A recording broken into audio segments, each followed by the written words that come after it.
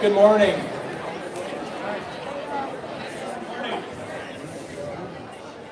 On behalf of Hayfield Community Schools, I would like to welcome the community, staff, and students to our 2018 Veterans Day program. I have the distinct honor and privilege of introducing our Master of Ceremonies for today's program, which is Post 330 Commander Mike Stasko.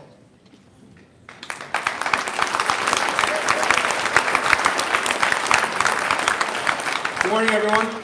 Thank you for joining us today as we gather to honor the brave men and women who have served this country in the armed forces and those who are still serving today. Sergeant at Arms, post the colors. Honor guard, and forward, home.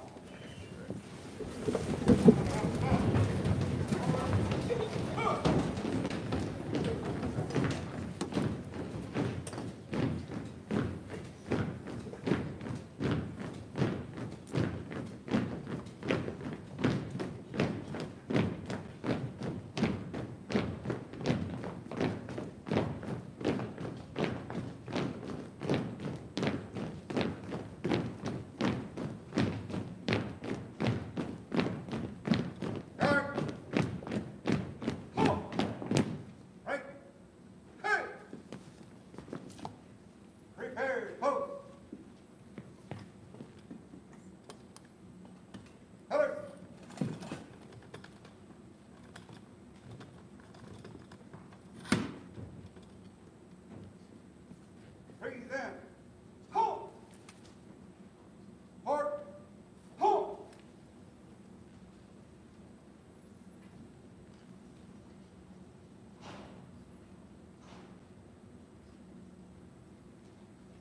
We will now have a moment of silence for all our veterans that cannot be here today.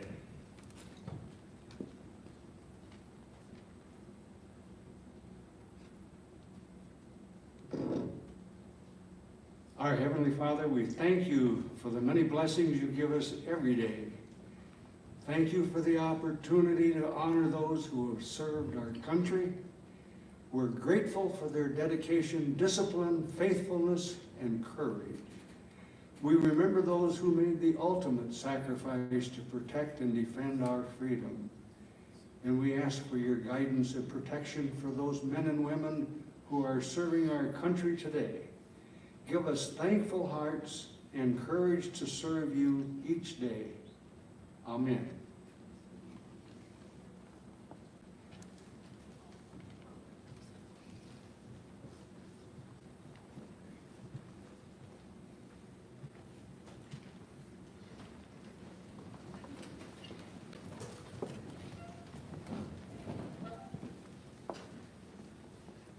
Good morning, everybody. I am Megan Lynch, the choir director, and behind me is Drew Larson.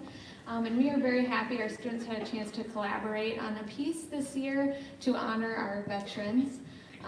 During this piece, there will be announcements of all the different military branches' songs. And during that time, when you hear the announcement of that song, if you have served in that branch, we would like you to stand so we could recognize those that have served. And then during the end of it, you'll hear stand and we'll recite the Pledge of Allegiance all together. And right after that, we'll sing the Star Spangled Banner together. So we invite you to join us in those two parts of the piece.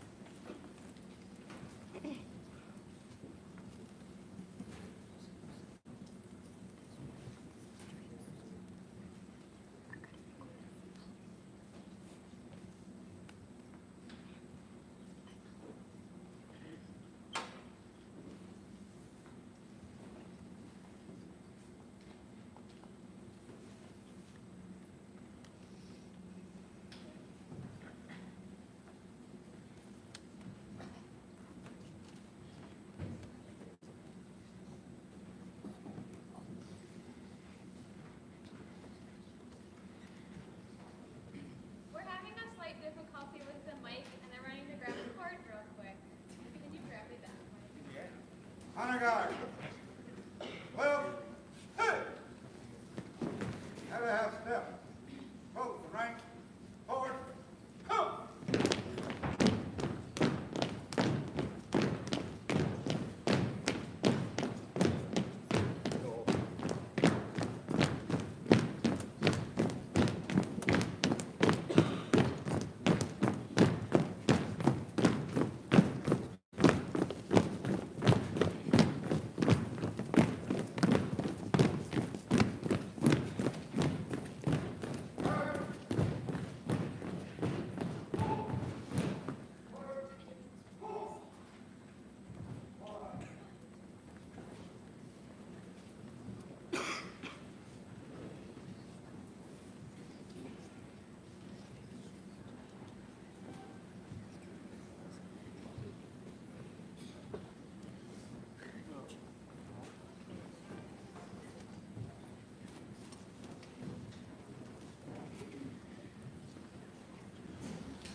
Test.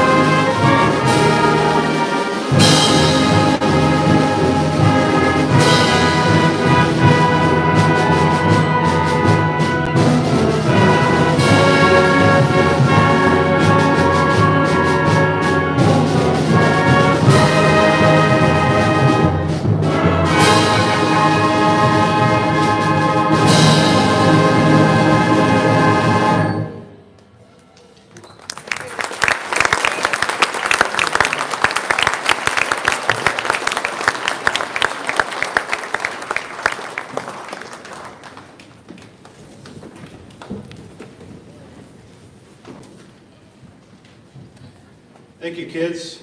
Beautiful music today. At this time, it is my honor to introduce my good friend, fellow veteran, Sheriff Kurt Freitag.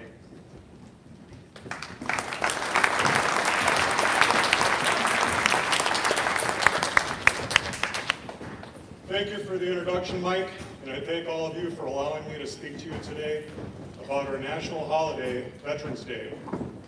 I'm a 20-year U.S. Army combat engineer, veteran, and I'm also a proud member of the American Legion at Adel Relief. In June of 1944, President Franklin Delano Roosevelt signed what many historians consider the greatest social legislation ever passed by the U.S. Congress, and that was the GI Bill. As popular as the GI Bill remains today, it took terrible cost and bloodshed of World War II to remind many Americans just how great a debt is owed to our veterans. In 1932, thousands of World War I veterans camped out in Washington, D.C. to petition the government for bonuses they felt were owed to them for fighting in the war. The federal government sent in the U.S. Army, and the campsite was forcibly overrun. As a result, at least 2 veterans were killed by soldiers and police. President Roosevelt told the American Legion National Convention in 1933, quote, "No person, because he wore a uniform, must thereafter be placed in a special class of beneficiaries over and above other citizens," unquote. While Roosevelt later proved himself to be a great wartime president, what he and some others failed to realize at the time is that veterans were not asking to be part of a special class. They just wanted a shot at the American dream that they fought so hard to defend. Many Americans say they truly love our veterans, especially on days like Veterans Day and Memorial Day. And while they usually appear sincere, it's important to remember that veterans are defending you every day of the year. The heroism that has been demonstrated time and again by veterans from the Revolutionary War all the way through the global war on terrorism oftentimes goes unnoticed by those of us who enjoy the security that their sacrifices have provided. Army Staff Sergeant Clinton Romesha has seen combat at its worst. While deployed at Combat Outpost Keating in Afghanistan, he and his fellow soldiers woke up to an attack by an estimated 300 enemy fighters on 3 October 2009. According to his Medal of Honor citation, Staff Sergeant Romesha took out an enemy machine gun team and engaged in taking out a second one when he was wounded by shrapnel from a rocket-propelled grenade. Despite the wounds, he continued to fight on. He killed at least 3 other Taliban fighters and directed air support to kill 30 other enemy fighters. After receiving the nation's highest military medal, Staff Sergeant Romesha said he felt conflicted about his medal. He said, "The joy comes from the recognition of doing our jobs as soldiers on distant battlefields. But the joy is countered by the constant reminder of the loss of our battle buddies, my soldiers, and my friends." Staff Sergeant Romesha's attitude is not hard to find amongst the living Medal of Honor recipients. They will never forget the sacrifices their friends made, and neither will the Gold Star families who have to cope without ever having the hugs of their loved ones who have died in battle for you and for me. These families will feel the sharp sting of their loss, leaving them only with memories of their loving mom or dad, and life as they have known it will be much harder from now on. Our debt to these heroes can never be repaid, but our gratitude and respect must never stop. For many veterans, our nation was important enough to them to endure long tours of duty away from their families, miss the births of their children, bake in the jungles and deserts, freeze in sub-zero temperatures, lose limbs, and far too often lose their lives. Military spouses have had to reluctantly put up with career interruptions, frequently moving from one duty station to the next and assuming a disproportionate share of parental responsibilities. Kids of military families often have to deal with changes in schools, separations from friends, and hardest of all, not knowing if mom or dad will live through the next combat tour. Warriors need advocates, and that's why the American Legion exists, plain and simple. We are here to serve our veterans, their families, and our communities. Veterans need each other, but more importantly, our country needs our veterans. You can't fight a war without veterans, and while a war doesn't exist in a perfect society, let's not forget that wars have crushed brutal and dangerous regimes, stopped genocide, and toppled terrorists. American historian Stephen Ambrose once wrote, "America's wars have been like rungs on a ladder by which it rose to greatness. No other country has triumphed so long, so consistently, or on such a vast scale through force of arms." Have you ever heard it said that without our veterans, Americans would be speaking Russian, German, or even Japanese? Regardless of which view of alternative history you consider, we do know that without our veterans, America would not be America. When we look at the Middle East today, we know there's a large, dangerous, and committed group of fanatics that wants all of us gone. And while ISIS, Al-Qaeda, and other terrorists may lack the conventional weapons of Nazi Germany or Imperial Japan, their intentions are more evil. Those who defend us from our country's enemies have to be supported, whether they served in Vietnam or in Iraq. We need to serve veterans as well as they serve us, even when the guns have temporarily stopped firing. The American Legion supports our American heroes through its Family Support Network, Legacy Scholarship Fund, Operation Comfort Warriors, Temporary Financial Assistance, and the National Emergency Fund, just to name a few of our programs. Veterans don't want to be in a special class, but benefits pale in comparison to the financial and human cost of war that they have paid. And while not all veterans seek combat, all who served in the military have expressed a willingness to fight if called to do so.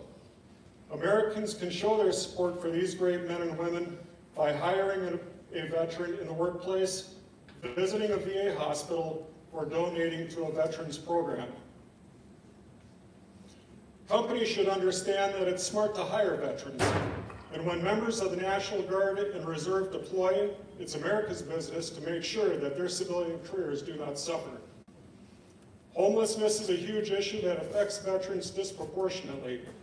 Too often, today's battered citizen living on the street was yesterday's hero in a crisp uniform with shining medals. And this is hardly the thanks of a grateful nation. The United States can do better, and all of us here can do better. Many historians have said that Dwight Eisenhower was prouder of being a soldier than he was of being a president. And while very few veterans ever reach the rank of general, having pride in your military service is a bond shared by nearly all who have served our country. This pride is shown on every obituary page throughout the country, where military service, regardless of how many decades have passed and achievements reached, is mentioned with the death notice of nearly every deceased veteran. Can you name any CEO or distinguished MIT graduate who claims to have more responsibility than the 22-year-old combat engineer squad leader in patrol in Afghanistan or Iraq? I seriously doubt it. Less than 10% of Americans can claim the title of veteran. Far less than 1% of our population is defending us right now in the global war on terrorism. And yet, many seem intent on trying to balance the federal budget by reducing the quality of life programs designed for military families who have already paid such huge sacrifices. Our veterans have given us freedom, security, and the greatest nation on earth, and absolutely no one can put a price tag on that. We must remember and show our appreciation of our veterans, and simply saying to a veteran, "Thank you for your service," goes a very long ways. Thank you for inviting me to talk with you today, and God bless our veterans and the United States of America.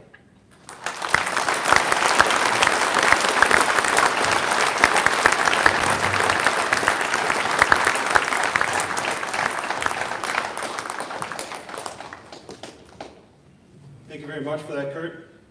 At this time, I would now ask all veterans and spouses of veterans, because I know they have also paid a very dear sacrifice as well. I'd like you all to stand so we can all give you a round of applause.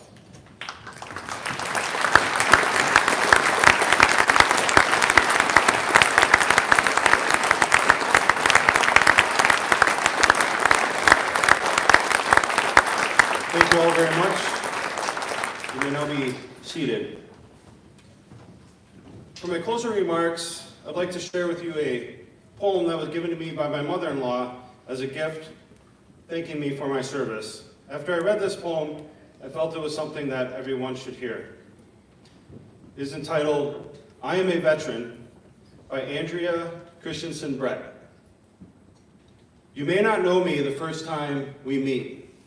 I'm just another you see on the street. But I am the reason you walk and breathe free. I am the reason for your liberty. I am a veteran.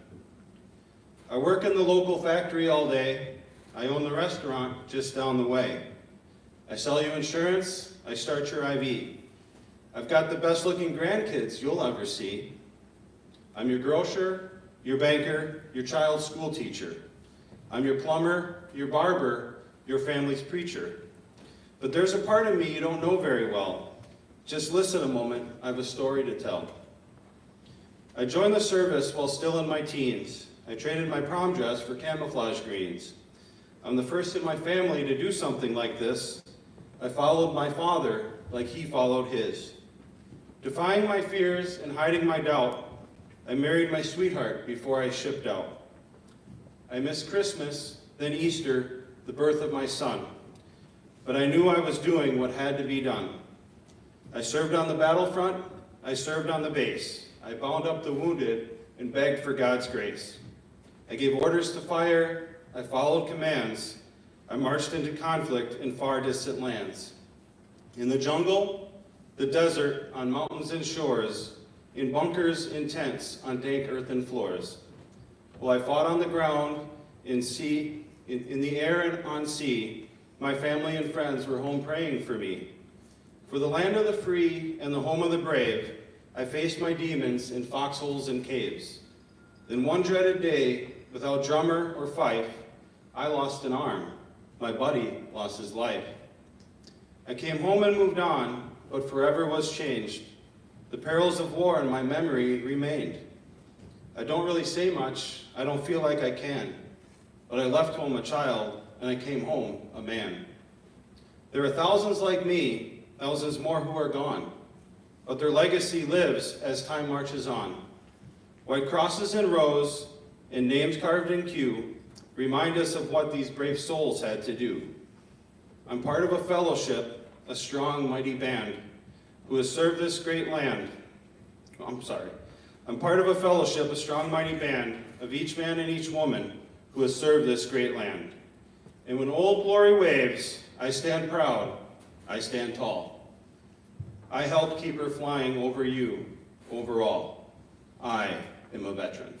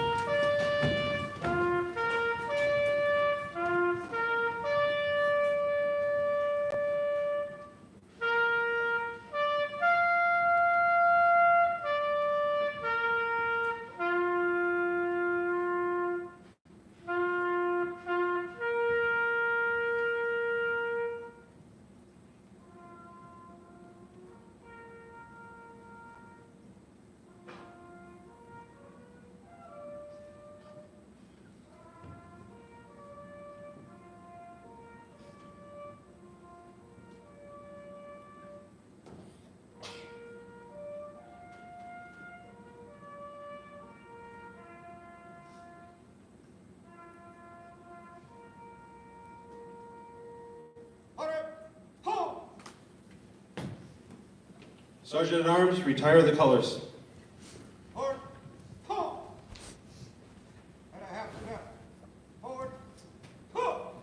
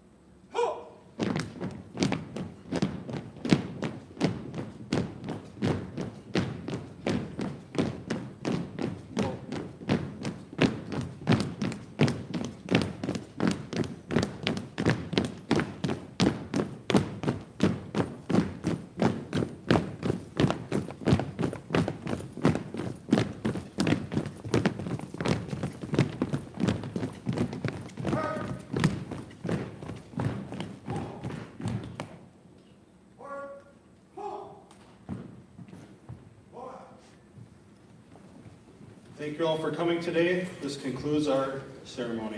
Turn it back over to Mr. Connor.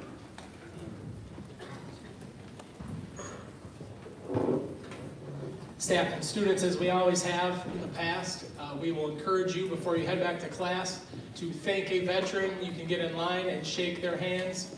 And remember to never forget the sacrifices that they made to protect the freedoms that you have every day.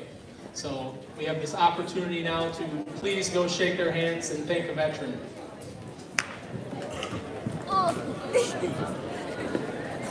Quick,